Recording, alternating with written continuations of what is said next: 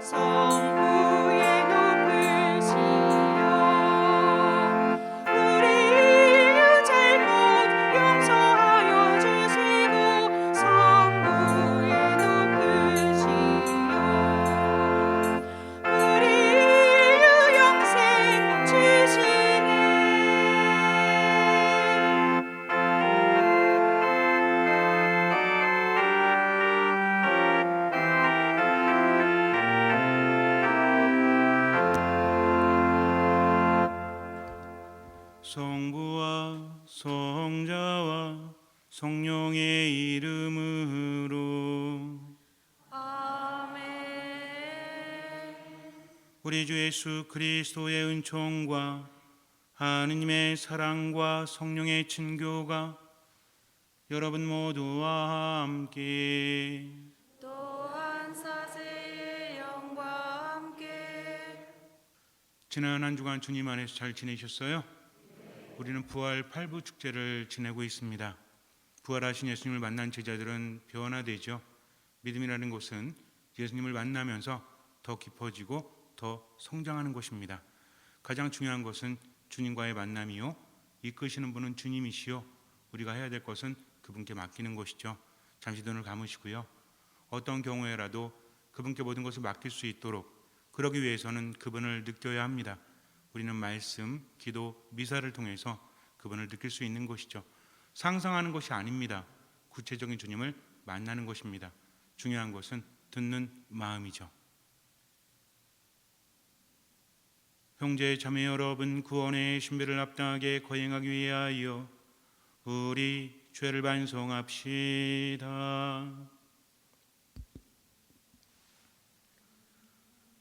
전능하신 하느님과 형제들에게 고백하오니 생각과 말과 행위로 죄를 많이 지었으며 잦은 물을 소홀히 하였나이다. 제 탓이요 제 탓이요 죄의 큰 탓이옵니다. 그러므로 간절히 바라오니 평생 동정이신 성모 마리아와 모든 천사와 성인과 형제들은 저를 위하여 하느님께 빌어주소서. 전능하신 하느님, 저희에게 자비를 베푸시어 죄를 용서하시고 영원한 생명으로 이끌어 주소서.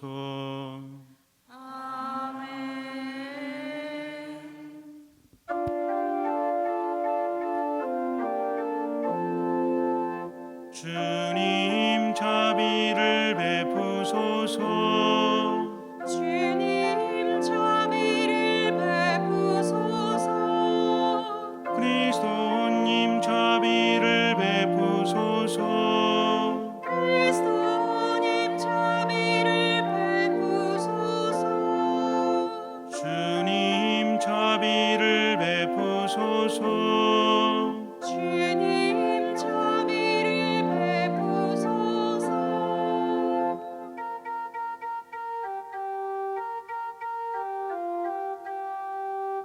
하늘 높은 데서는 하느님께 영광. 땅에서는 주님께서 사랑하시는 사람들에게 평화. 주 하느님 하늘의 임금님, 전능하신 아버지 하느님, 주님을 기리나이다 찬미하나이다. 주님을 흠승하나이다 찬양하나이다. 주님 영광 크시오니 감사하나이다. 외아들 주 예수 그리스도님, 주 하느님 성부의 아드님, 하느님의 어린 양, 세상의 죄를 없애시는 주님, 저희에게 자비를 베푸소서. 세상의 죄를 없애시는 주님, 저희의 기도를 들어주소서. 성부 오른편에 앉아 계신 주님, 저희에게 자비를 베푸소서. 홀로 거룩하시고 홀로 주님이시며 홀로 높으신 예수 그리스도님, 성령과 함께 아버지 하느님의 영광 안에 계시나이다. 아멘. 기도합시다. 영원히 자비로우신 하느님, 해마다 파스카 축제로 저희 믿음을 불타오르게 하시니 더욱 풍성한 은총을 베푸시어 물로 깨끗해지고 성령으로 새로 난 이들이 성자의 피로 얻은 구원의 신비를 더욱 깊이 깨닫게 하소서. 성부와 성령과 함께 천주로서 영원히 살아계시며 다스리시는 성자 우리 주 예수 그리스도를 통하여 비나이다. 아멘. 말씀 전례가 시작됩니다.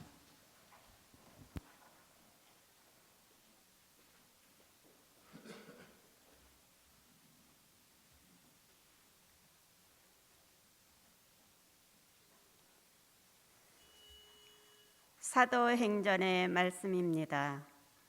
신자들의 공동체는 한마음 한뜻이 되어 아무도 자기 소유를 자기 것이라고 하지 않고 모든 것을 공동으로 소유하였다. 사람들은 큰 능력으로 주 예수님의 부활을 증언하였고 모두 큰 은총을 누렸다. 그들 가운데에는 궁핍한 사람이 하나도 없었다.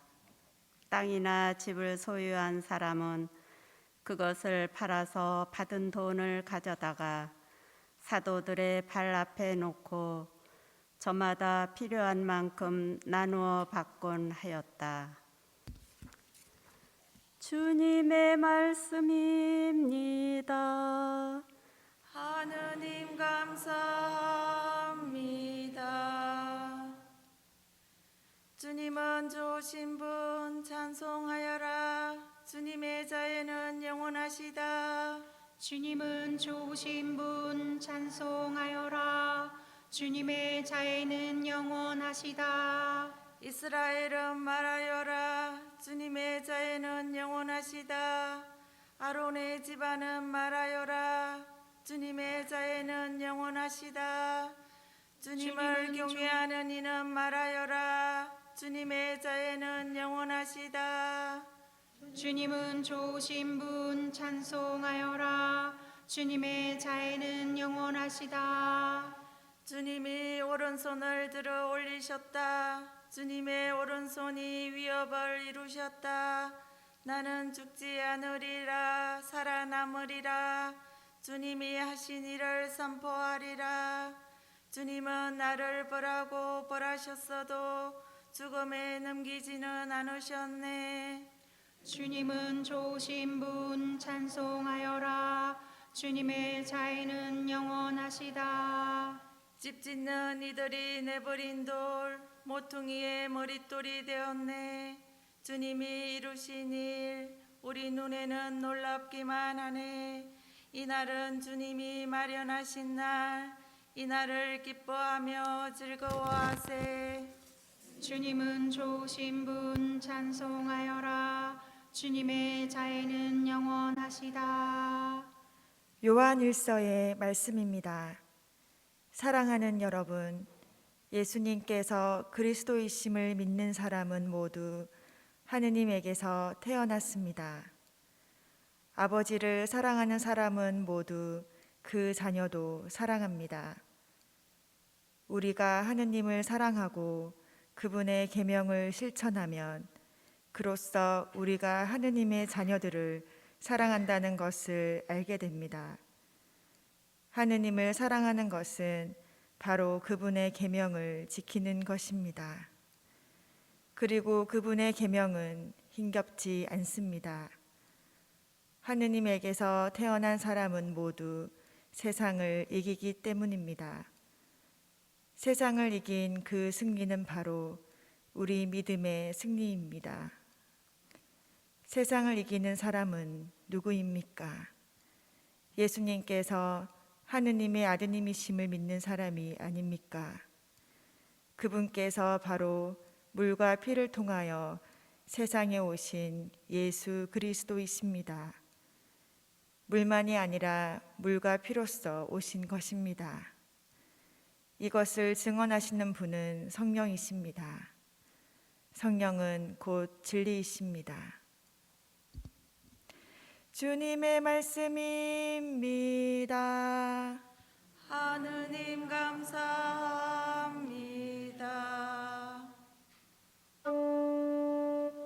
파스카의 생제물 우리 모두 찬미하세.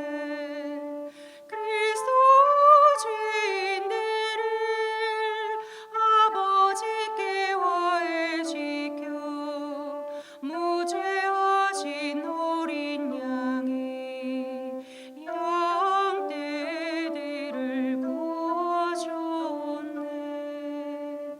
지금 생명 싸움에서 참혹하게 돌아가신 불사불멸 용사께서 다시 살아 다스리네. 마리아 말하여라. 무엇을 보았는지 살아나신 주님 무덤 부활하신 주님 영광 목격자 천사들과 수위험 고난 보았네. 그리스도 나의 희망 죽음에서 부활했네. 너희보다 먼저 앞서 갈릴레아 가시리라.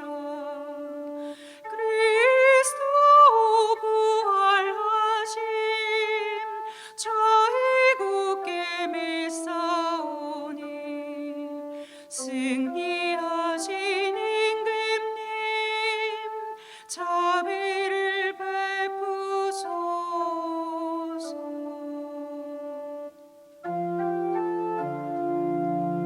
할렐루야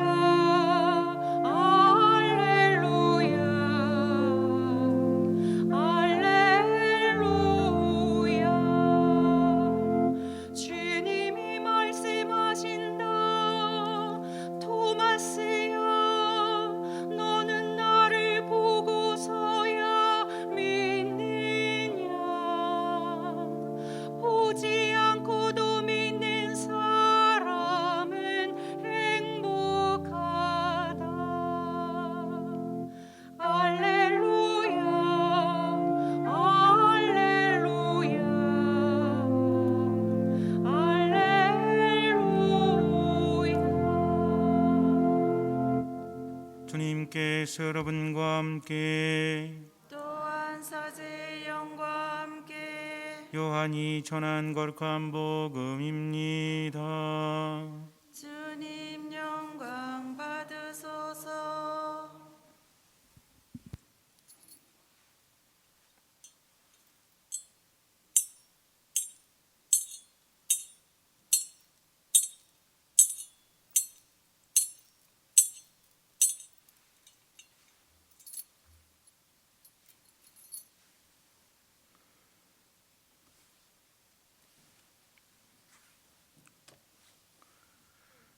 그날 곧 주간 첫날 저녁이 되자 제자들은 유다인들이 두려워 문을 모두 잠가놓고 있었다.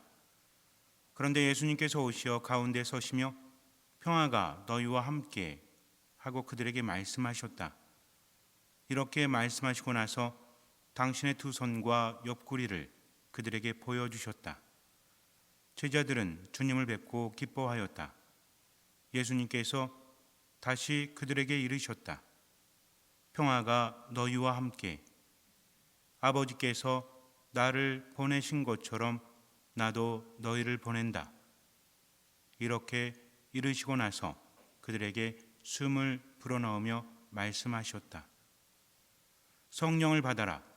너희가 누구의 죄든지 용서해 주면 그가 용서를 받을 것이고 그대로 두면 그대로 남아있을 것이다. 12제자 가운데 하나로서 쌍둥이라고 불리는 토마스는 예수님께서 오셨을 때 그들과 함께 있지 않았다. 그래서 다른 제자들이 그에게 우리는 주님을 배웠소 하고 말하였다. 그러나 토마스는 그들에게 나는 그분의 손에 있는 못자국을 직접 보고 그 못자국에 내 손가락을 넣어보고 또 그분 옆구리에 내 손을 넣어보지 않고는 결코 믿지 못하겠소 하고 말하였다. 여드레 뒤에 제자들이 다시 집안에 모여 있었는데 토마스도 그들과 함께 있었다. 문이 다 잠겨 있었는데도 예수님께서 오시어 가운데 서시며 평화가 너희와 함께 하고 말씀하셨다. 그러고 나서 토마스에게 이르셨다. 내 손가락을 여기 대보고 내 손을 보아라. 내 손을 뻗어 내 옆구리에 넣어 보아라. 그리고 의심을 버리고 믿어라. 토마스가 예수님께 대답하였다. 저의 주님, 저의 하느님. 그러자 예수님께서 토마스에게 말씀하셨다. 너는 나를 보고서야 믿느냐? 보지 않고도 믿는 사람은 행복하다. 예수님께서는 이 책에 기록되지 않은 다른 많은 표징도 제자들 앞에서 일으키셨다. 이것들을 기록한 목적은 예수님께서 메시아시며 하느님의 아드님이심을 여러분이 믿고 또 그렇게 믿어서 그분의 이름으로 생명을 얻게 하려는 것이다. 주님의 말씀입니다. 그리스도님 찬미합니다. 앞에 그림이 보이시죠? 저는 안 보이니까 일단 제가 설명을 할 테니 여러분들은 듣기만 하시면 됩니다. 어떤 그림인지는 대략 아실 겁니다. 등장인물들 그 중에서도 예수님이 있고 제자들이 있죠. 이 그림은 많은 것을 우리에게 전해주고 있는데 일단 성화를 묵상할 때는 세 가지를 중심으로 보시면 됩니다. 첫 번째는 어떤 그림이냐, 그림의 소재가 무엇이냐 하는 것이죠. 우리는 알고 있죠. 이 그림의 소재는 무엇이죠? 무엇을 나타내고 있죠? 요한복음, 바로 오늘 복음에서 토마 사도가 예수님을 믿지 못하겠다, 부활하신 예수님을 믿지 못하겠다라고 하니까 예수님께서 다시 나타나셨습니다. 처음에 나타나셨을 때는 토마 사도가 그 자리에 없었어요. 그 다음에 토마 사도도 있을 때 예수님께서 나타나셨습니다. 문제는 토마 사도가 말했죠. 그분 손에 있는 못자국과 옆구리의 못자국을 내가 직접 보고 내 손을 넣어보지 않고서는 결코 믿지 못하겠소 라고 이야기한 그 사건을 그림으로 나타내고 있습니다. 두 번째는 이 그림을 그린 화가가 우리에게 무엇을 말하고 싶은지를 생각하면서 보면 훨씬 더 그림을 이해하기 쉽습니다. 토마 사도의 불신이라고 알려진 이 그림은 우리가 자주 보지는 못한다고 할지라도 일단 보면 알 수가 있죠. 많은 그림들이 있었습니다. 이 그림 이전에도 많은 화가들이 그러한 소재를 가지고 그림을 그렸다는 거죠. 이 이후에도 많은 그림을 그렸습니다. 우리 성당 감실 밑에 제단화라고 하는데 보시면 저 그림도 뭐예요? 한 번도 안 보셨나?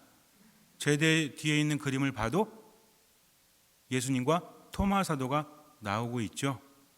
그래서 이 그림은 다른 그림도 굉장히 많이 있습니다. 이와 비슷한 소재가. 그런데 이 그림부터 분위기가 바뀌기 시작을 한다는 점에서 매우 유명하고 대단한 그림이에요. 이전의 그림들은 그냥 성화라고 하는 예수님 머리에 후광이 있고 제자들 머리에도 후광이 있고 척 봐도 예수님과 제자들이 성인처럼 그려졌다는 거죠. 그런데 이 그림이 그려지고 나서 사람들은 충격에 휩싸입니다. 이런 그림을 본 적이 없었기 때문에 우리야 너무나 많은 것들을 봤기 때문에 별로 놀라지 않지만 그때 사람들은 이렇게 말했어요. 아니 어떻게 예수님을 저렇게 그릴 수 있는가? 그리고 예수님의 제자들도 사도들인데 어떻게 저렇게 그릴 수 있는가? 라고 말을 했다는 것입니다. 이 그림을 그린 사람도 이름은 미켈란젤로예요. 우리가 미켈란젤로 그러면 어떤 작품이 생각납니까? 다비드상, 천지창조 이런 것들이 생각나죠. 근데 이 미켈란젤로는 그 미켈란젤로가 아닙니다. 미켈란젤로 메리시 다 까라바지오라고 그래요. 그래서 보통 이 사람을 부를 때 밑에 까라바지오는 지역을 말하는 겁니다. 까라바지오 출신 미켈란젤로를 말하는데 워낙 유명했던 미켈란젤로가 있었죠. 그래서 이 사람은 구분하기 위해서 까라바지오라고 말을 하는데 이 사람도 대단한 화가입니다. 일단 그림을 보면 전체적인 분위기가 어떻죠?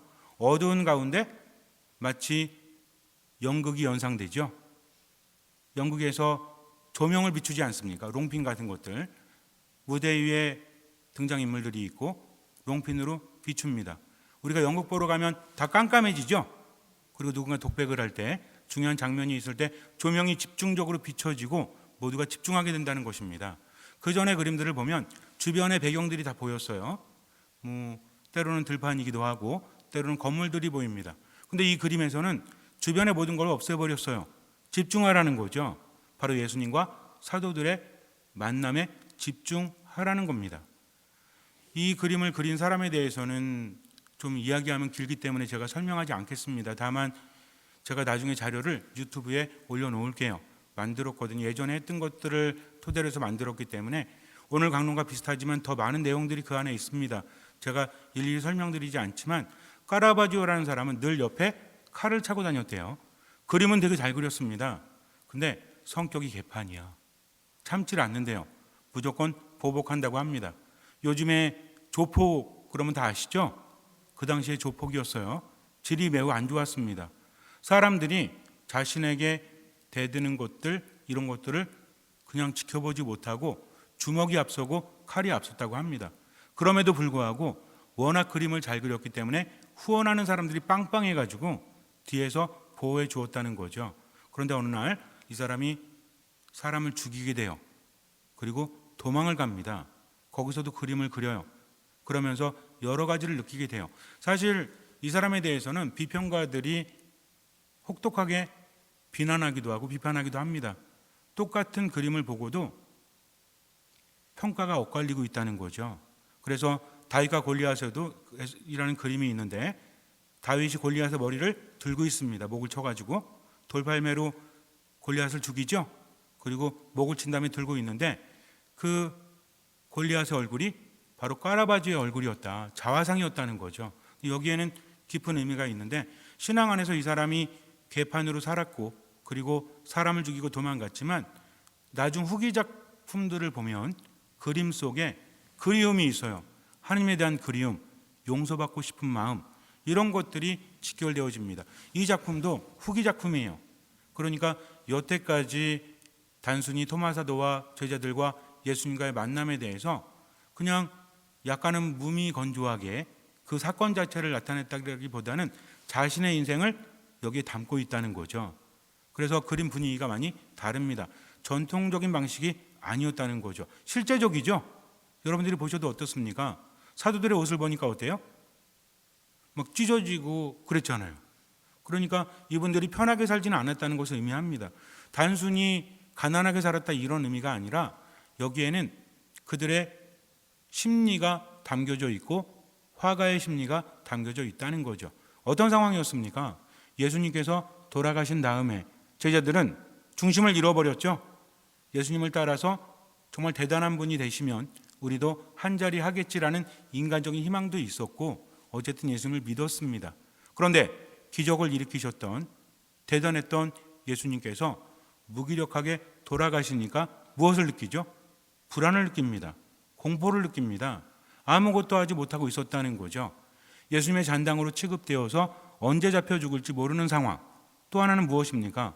여태까지 예수님만 믿었고 살아왔는데 앞으로 어떻게 살아가야 되지? 완전한 절망이었다는 겁니다. 이리저리 헤매일 수밖에 없어요. 그것이 어디 담겨져 있죠? 이들의 표정에 담겨져 있고 이들의 옷에 담겨져 있다는 것입니다. 일단 예수님과 토마 사도가 있는데 어떤 분이 토마 사도인지는 알고 있죠? 어떤 분이 토마 사도예요? 예수님의 옆구리에 손가락을 넣고 있는 분, 이분이 토마 사도죠. 어때요? 표정이 세파에 엄청 시달린 얼굴이 아닙니까? 엄청나게 고생한 얼굴이죠. 고상한 얼굴이 아니라 고생한 얼굴입니다. 나머지 제자들도 어때요? 비슷하죠? 근데 예수님은 어떻습니까? 환하게 빛나고 계십니다. 이것을 통해서 과연 카라바지오는 무엇을 말하고자 했는가? 마지막으로 중요한 것은 우리는 이 그림을 통해서 무엇을 느끼느냐 하는 것이죠. 대부분의 토마의 의심이라고 하는 그림들을 보면 예수님의 옆구리에 손을 넣고 있는데 과연 토마 사도는 예수님의 옆구리에 손을 넣었을까요? 넣지 않았을까요? 찍으세요. 1번 넣었다, 2번 넣지 않았다.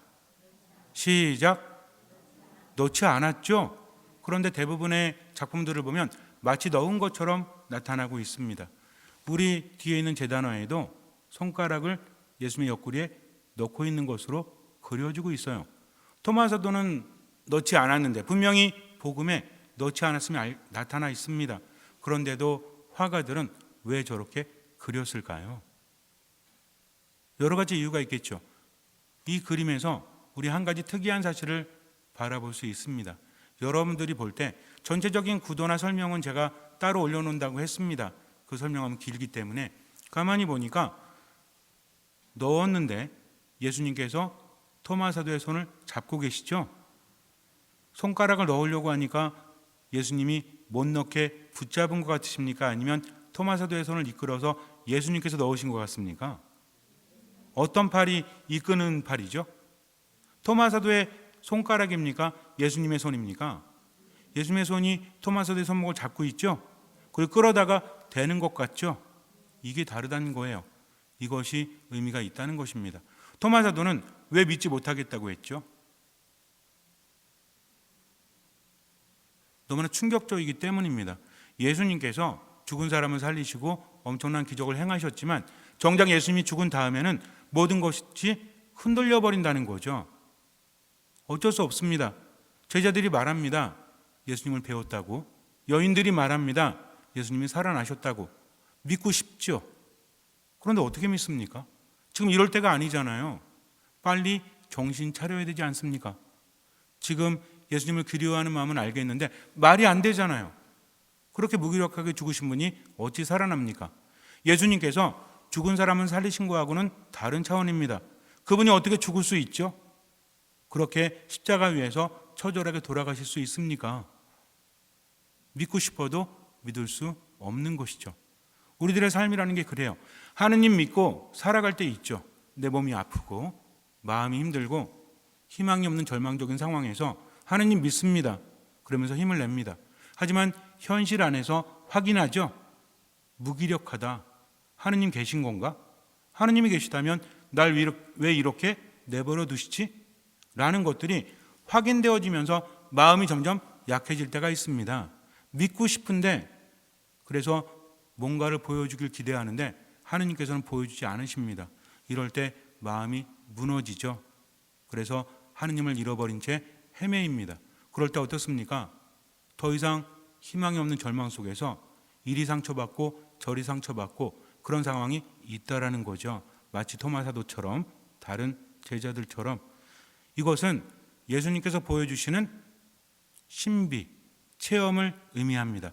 실제로 토마 사도는 예수님의 옆구리에 손을 넣어보지 않았지만 예수님께서 여드레 뒤에 나타나시죠. 그땐 토마 사도도 있었습니다. 문을 잠가놓고 있었습니다. 그런데 예수님께서는요, 어떻게 나타나십니까? 문이 잠겨 있어도 상관없어요. 들어오십니다. 그러면서 그들 한가운데 서시며 평화가 너희와 함께 라고 말씀하셨다는 거죠. 제자들은 두려워했었고 불안해했었습니다. 아무것도 할 수 없었어요. 믿고 싶지만 믿을 수 없었어요. 그런데 예수님께서는 그들을 나무라시는 것이 아니라 그들의 문이 잠길 수밖에 없는 거죠. 우리가 손가락질할 수 있겠습니까? 아니 왜 못 믿어? 그 정도로 믿음이 없어? 예수님께서 십자가에서 돌아가시고 그 다음에 어떤 상황이 펼쳐졌죠? 그런 상황에서 과연 우리는 믿음을 가질 수 있었을까요? 쉬운 문제는 아닙니다.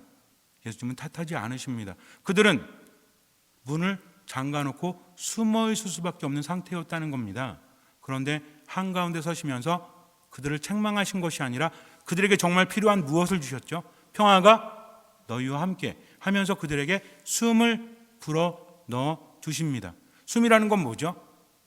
우리를 살아가게 하는 거죠. 숨을 크게 쉬고 작게 쉬는 거는 차이가 있죠. 몸이 아프거나 힘이 없으면 숨을 크게 쉴 수 없습니다. 힘을 낼 때는 어떻게 해야 돼요? 여러분들도 산에 가시거나 이럴 때 가파른 곳을 막 올라갈 때는 호흡을 크게 합니까? 작게 합니까? 크게 하죠. 많은 산소가 필요하기 때문입니다. 그러니까 호흡이라는 것은, 숨이라는 것은 세상을 살아가는 힘을 의미하는데 지금 너희들은 힘이 없지 않아. 너희들은 불안해하고 두려워하고 당연해. 걱정하지 마, 두려워하지 마. 내가 너희에게 호흡을 줄게 하면서 그들에게 숨을 불어 넣어 주셨다는 겁니다. 죽어가던 그들의 영혼을 살리시는 분이 누구시다? 하느님이신 예수 그리스도시라는 거죠. 부활하신 예수님께서 잠겨있는 문을 뚫고 들어오십니다. 그들 한가운데서 중심을 잡으십니다. 이끄십니다. 그들에게 숨을 불어 넣어 주십니다. 그러면서 뭐라고 하십니까? 믿으라고 하시죠. 두 번에 걸쳐서 나타나셨는데 첫 번째는 토마 사도가 없었고 두 번째는 있었죠. 그 예수님께서 뭐라고 하십니까? 네가 말한 것처럼 이런 얘기는 없지만 내 손과 내 옆구리를 보아라. 그리고 손을 넣어 보아라. 그리고 어떻게 해라? 엎드려 뻗쳐? 안 믿었으니까 10대만 맞고 시작하자 그러십니까? 보고 믿어라. 그랬더니 토마 사도가 예 주님 실례하겠습니다. 죄송합니다. 잠깐만 이렇게 참으세요 하면서 손가락을 넣습니까? 뭐라고 하죠? 저의 주님, 저의 하느님 고백합니다. 굉장히 중요한 겁니다. 예수님께서 나타나신 것만으로도 확인하지 않아도 믿을 수 있다라는 거죠. 부활하신 예수님께서는 그동안 함께했던 제자들, 그들에게 말씀을 전해주시고 기적을 보여주시고 이 모든 것들을 부활로서 완성시키십니다. 아직은 확신이 없었죠. 죽은 예수님께서 부활하신 것을 보고 그 만남을 통해서 제자들은 확고한 믿음을 갖게 된다는 것입니다. 모든 것을 이끌어주시는 분은 바로 예수 그리스도시라는 거죠. 완성까지도 해주십니다. 그러면서 믿으라고 하세요. 믿으면 내가 함께하고 다 해주겠다. 즉 이 그림은 실제로 토마 사도가 손가락을 넣어보진 않았지만 체험으로 이끄시는 분이 누구시다? 바로 예수 그리스도라는 거죠. 그런데도 인간은 어떻다? 사실은 토마 사도의 이야기가 아닙니다. 토마 사도는 저의 주님, 저의 하느님 그랬어요. 근데 그림을 보니까 표정이 어때요? 복음에서는 저의 주님, 저의 하느님 그랬는데 여기를 보니까 어때요? 저의 주님, 저의 하느님 느낌이 나요? 진짠가? 하면서 의심을 품고 있다는 거죠. 토마 사도의 이야기가 아니라 바로 화가 자신의 이야기였고 우리들의 이야기라는 겁니다. 주님께서 이끌어 주심에도 불구하고 너무나 상처 있고 너무나 힘들었기 때문에 믿지를 못하는 거죠. 안 믿는 게 아닙니다. 믿지 못하는 겁니다. 그러니까 예수님께서는 강한 손으로 이끄십니다. 어디 한번 찔러봐, 만져봐, 이게 아니라 만져서라도 믿어라. 그래야만 나와 함께 할 수 있으니. 예수님의 손이 엄청나게 크게 보이죠. 나중에 한번 보세요. 제가 사실은 이 그림이 멀리서 잘 안 보이시겠지만 나중에 가까이 보시면요, 이건 미술 평론가들도 얘기하지 않은 겁니다. 제가 묵상을 한 거예요. 이리저리 연구하면서 묵상을 했더니 전체적인 구도를 보세요. 제가 꾸며낸 얘기가 아닙니다. 예수님의 모습을 보면 한 손으로 토마 사도의 손을 이끄시면서 한 손으로 어떻게 하세요? 옆구리가 잘 보일 수 있도록 옆으로 치워주시죠. 예수님의 자세가 어때요? 토마 사도는 의심 가득한 얼굴로 보고 있지만 예수님의 얼굴은 어떻습니까? 확신에 차 있죠. 정말 굉장히 친절하고 자상하게 손을 이끌어 주시지 않습니까? 어떻게 하란 얘기예요? 그렇게라도 믿으란 이야기입니다. 저분은 이렇게 체험을 주신다는 거죠. 우리들의 삶도 마찬가지입니다. 하느님 믿는데 몸이 아프고 마음이 힘들고 계속 절망을 체험하면서 무너질 때 주님께서는 어떻게 하신다? 나를 이끌어 주신다. 무엇으로? 체험으로. 그러니 어떻게 해라? 그 체험을 보고 듣고 믿으라는 이야기입니다. 하지만 여기 중요한 게 있습니다. 토마 사도는 어쨌든 함께 모여서 주님을 기리고 있었죠. 이게 중요해요. 언제 주님을 체험하게 되죠? 주간 첫날, 그리고 여드레 후에. 이날도 언제예요? 주간 첫날입니다. 주간 첫날은 주님을 만날 수 있다는 거죠.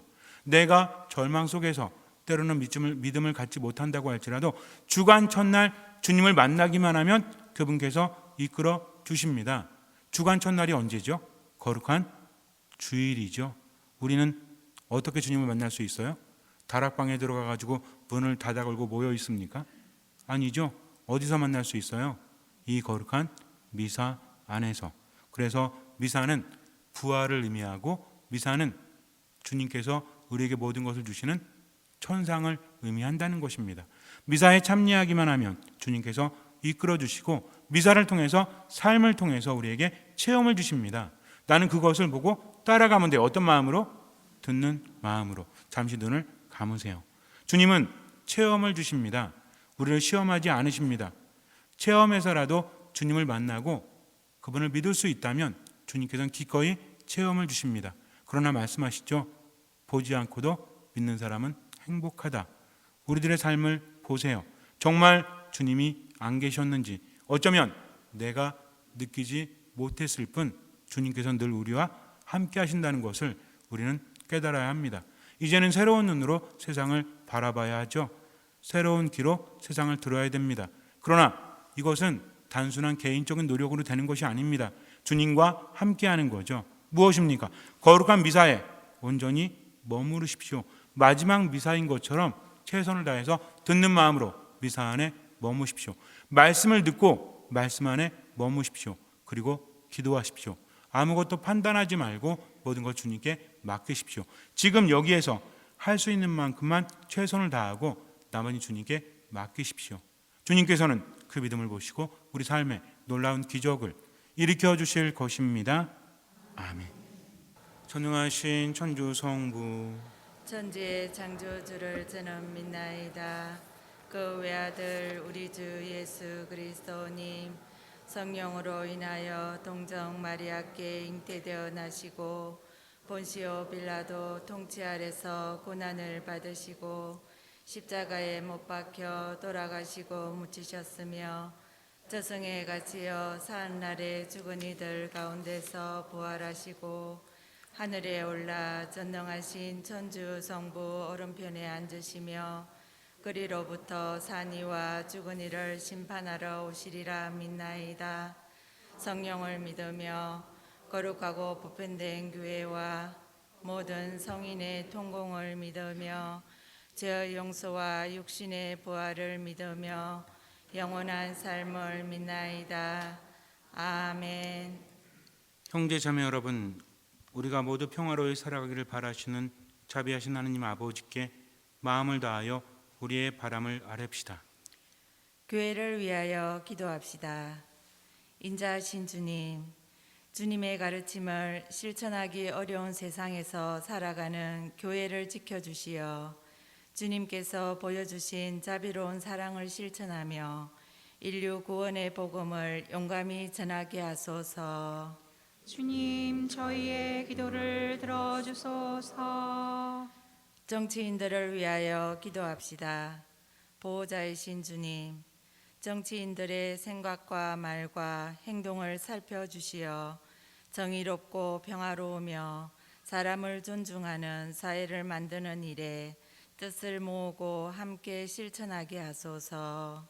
주님, 저희의 기도를 들어주소서. 난민들을 위하여 기도합시다.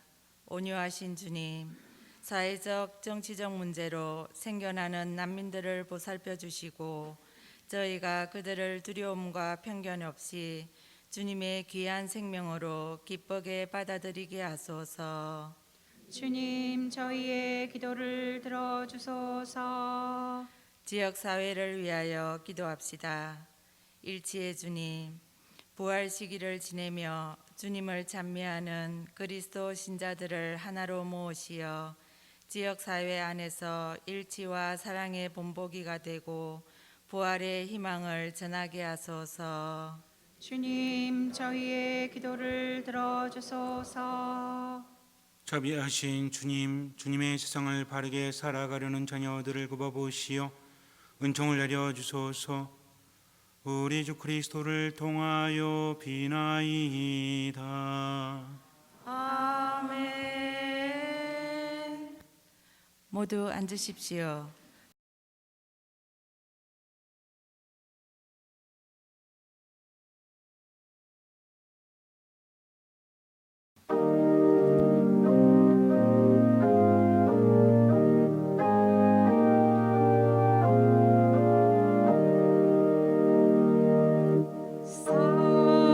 사랑의 하느님, 자비의 하느님, 우리의 몸과 마음 받으옵소서.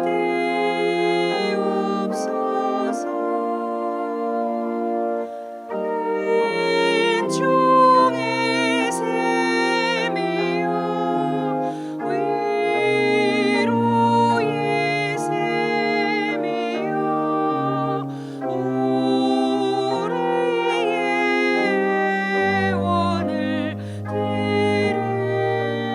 들으소서.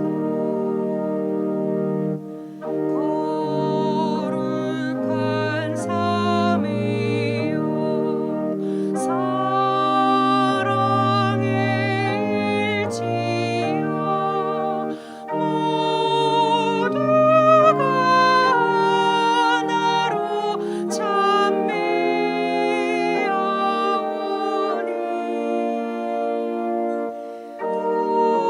구원의 샘이여 지혜의 샘이여 영원한 찬미를 받으소서.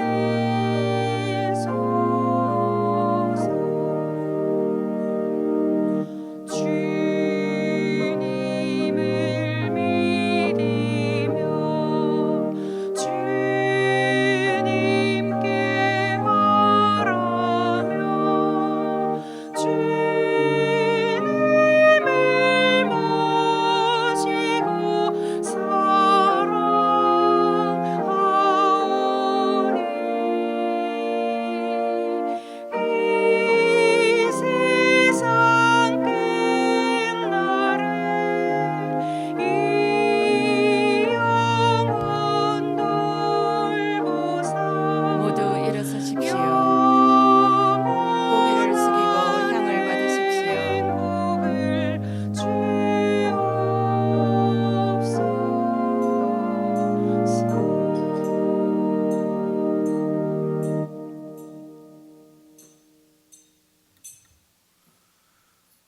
형제 자매 여러분, 우리가 바치는 이 제사를 전능하신 하느님 아버지께서 기꺼이 받아주시도록 기도합시다. 사제의 손으로 바치는 이 제사가 주님의 이름에는 찬미와 영광이 되고 저희와 온 교회에는 도움이 되게 하소서. 주님의 백성이 바치는 제사를 받으시어 주님의 이름을 믿고 세례로 새로난 저희에게 영원한 행복을 주소서. 우리 주 그리스도를 통하여 비나이다. 아멘. 주님께서 여러분과 함께 또한 사제의 영과 함께 마음을 드높이 주님께 올립니다. 우리 주 하느님께 감사합시다.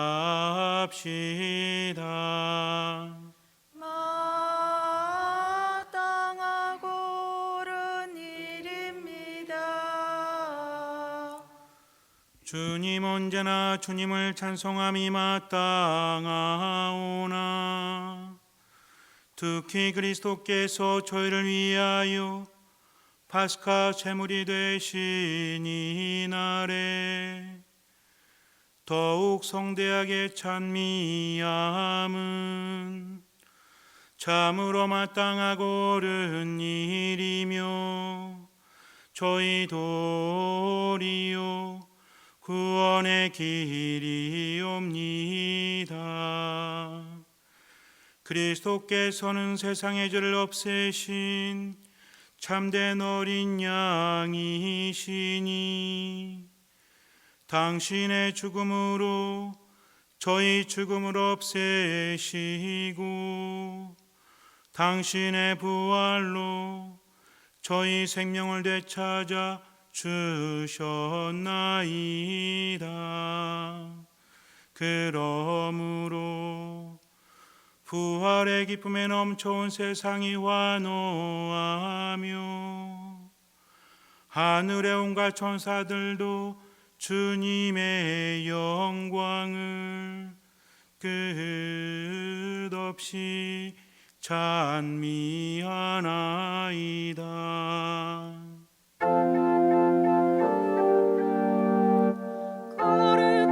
거룩하시도다 거룩하시도다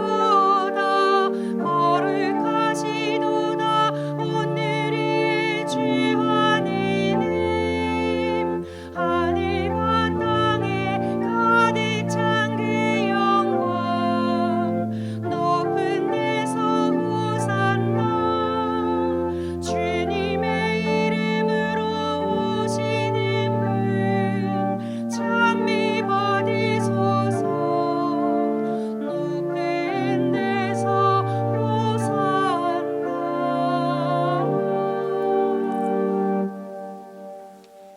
거룩하신 아버지께서는 모든 거룩함의 셈이시옵니다. 간구와 운이 성령의 힘으로 이 예물을 거룩하게 하시어 우리 주 예수 그리스도의 몸과 피가 되게 하소서.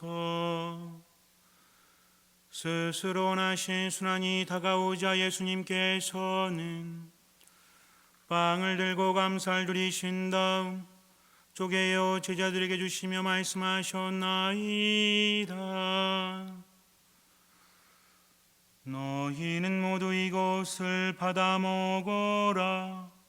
이는 너희를 위하여 내어줄 내 몸이다.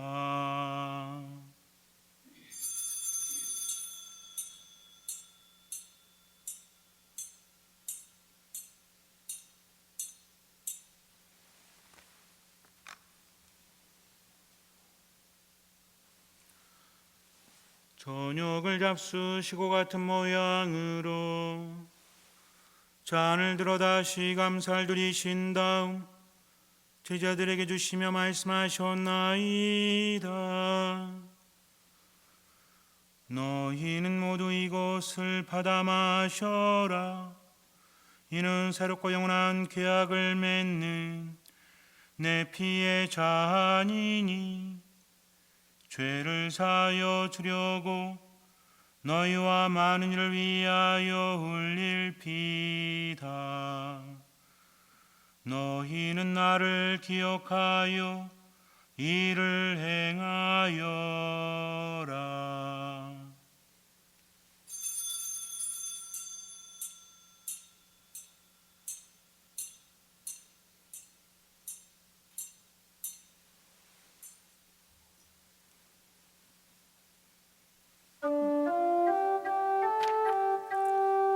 신앙의 신비여 십자가와 부활로 저희를 구원하신 주님, 길이 길이 영광 받으소서. 아버지, 저희는 그리스도의 죽음과 부활을 기념하며 생명의 빵과 구원의 잔을 봉헌하나이다. 또한 저희가 아버지 앞에 나와 봉사하게 하시니 감사하나이다. 간절히 청하오니 저희가 그리스도의 몸과 피를 받아 모시어 성령으로 모두 한 몸을 이루게 하소서. 주님, 온 세상에 널리 퍼져 있는 교회를 생각하시어 교황 프란치스코와 저희 중에 마티아와 리노와 요한과 모든 성직자와 더불어 사랑의 교회를 이루게 하소서. 부활의 희망 속에 고이 잠든 교우들과 세상을 떠난 다른 이들도 모두 생각하시어 그들이 주님의 빛난 얼굴을 배웁게 하소서. 저희에게도 자비를 베푸시어 영원으로부터 주님의 사랑을 받는 하느님의 어머니 복되신 동정 마리아와 그 배필이신 성 요셉과 복된 사도들과 모든 성인과 함께 영원한 삶을 누리며 성자 예수 그리스도를 통하여 아버지를 찬양하게 하소서. 그리스도를 통하여 그리스도와 함께 그리스도 안에서 성령으로 하나 되어 전능하신 천주 성부 모든 영예와 영광을 영원히 받으소서. 아멘.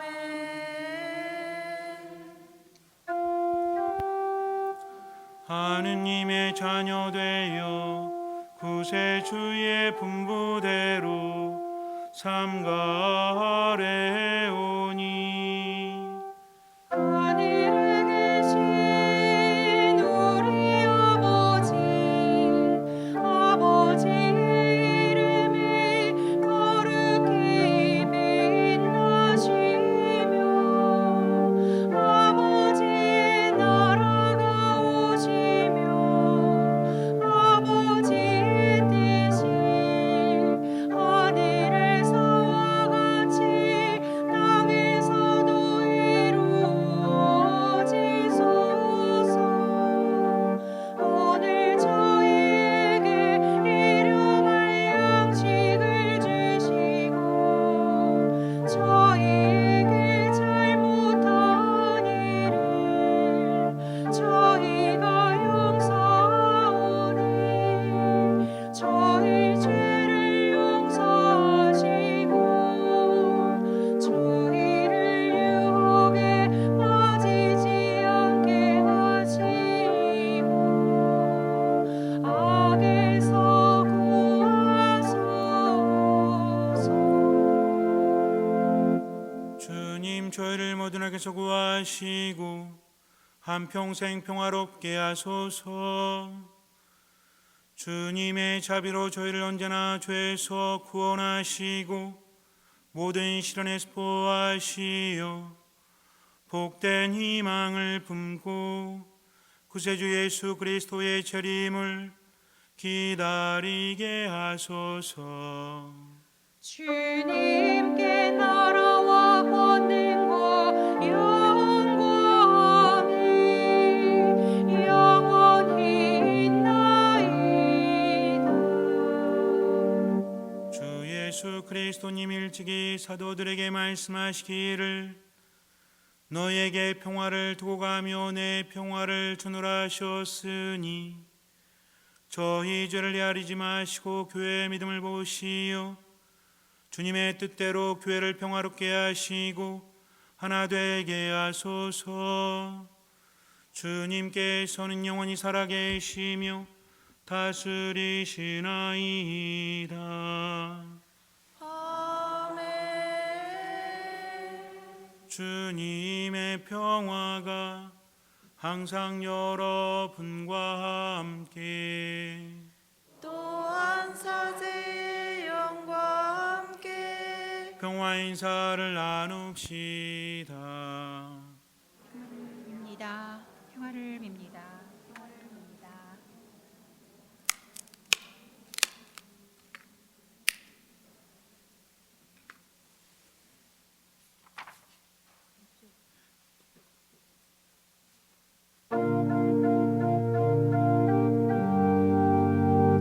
하느님의 어린 양 세상의 죄를 없애시는 주님 자비를 베푸소서. 하느님의 어린 양 세상의 죄를 없애시는 주님 자비를 베푸소서. 하느님의 어린 양 세상의 죄를 없애시는 주님 평화를 주소서.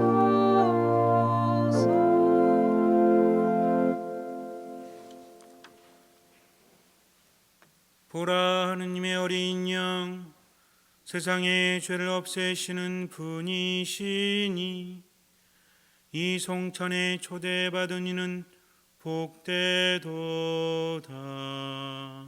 주님 제 안에 주님을 모시기에 합당치 않사오나 한 말씀만 하소서. 제 영혼이 곧 나으리다.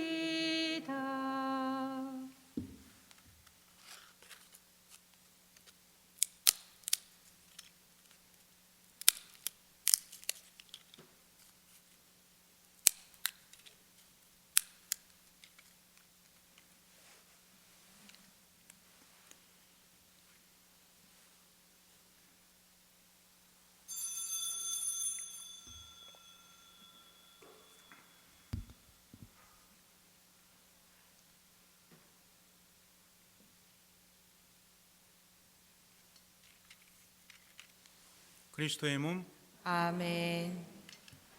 거룩한 성체를 받아 모시는 시간입니다.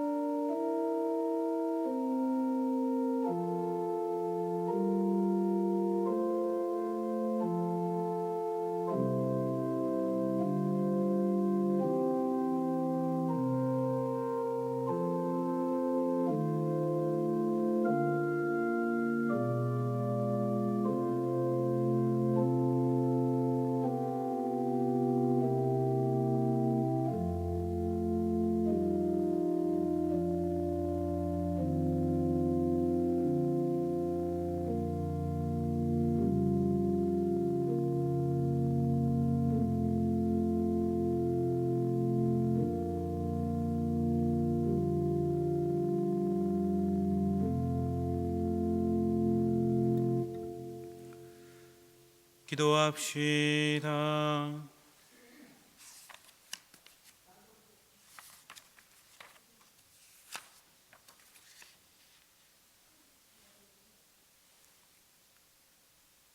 전능하신 하느님, 저희가 파스카 신비를 거행하고 성체를 받아 모셨으니 이 신비를 마음속에 간직하여 삶으로 드러내게 하소서. 우리 주 그리스도를 통하여 비나이다. 아멘. 영성체 할 때 그 다리가 불편하신 분들이나 우리 할머니 분들께서는 미리 수녀님께 말씀하시면 수녀님께서 성체 분배가 다 끝난 다음에 성가대석에 올라가시거든요. 그때 성체를 모시고 올라가는데 미리 말씀을 해주시면 더 여러분의 성체를 모시고 여러분에게 영에 드릴 테니까 미사 전에 말씀해 주시고 자리에 앉아 계시면 수녀님이 가서 영에 드릴 겁니다. 그러니까 아픈 다리 이끌고 앞까지 나오지 마시고요. 수녀님께 미리 말씀해 주시면 되겠습니다. 부활 시기 하느님 안에서 잘 이겨내시고요. 또 코로나19 때문에 많이 힘든 시기죠. 내가 안 힘든 것 같아도 힘듭니다. 스스로가 알지 못한 것뿐이에요. 그러니까 그럴 때일수록 더 말씀 안에 기도 안에 머무시면서 하느님께 자꾸 맡기는 연습하세요. 하느님께 맡기고 제대로 살지 못해도 괜찮아요. 노력만 하면 됩니다. 그러다 넘어지면 하느님이 그 일어나면 되니까. 가장 큰 교만이 뭔지 아세요? 판단입니다. 판단. 다른 사람에 대한 판단뿐만 아니라 자기 자신의 삶에 대한 판단도 가장 큰 교만이니까 어떤 마음으로? 듣는 마음으로 잊지 마시고 매 순간순간 살아가시면 하느님 만나고 그분께서 이끌어 주십니다. 그래서 이번 한 주간도 그날 그 시간만 살아가시기 바랍니다. 주님께서 여러분과 함께 또한 사제의 영과 함께 전능하신 천주 성부와 성자와 성령께서는 여기 모인 모든 이에게 강복하소서. 아멘. 미사가 끝났으니 가서 복음을 전합시다. 할렐루야 할렐루야. 하느님 감사합니다. 할렐루야 할렐루야.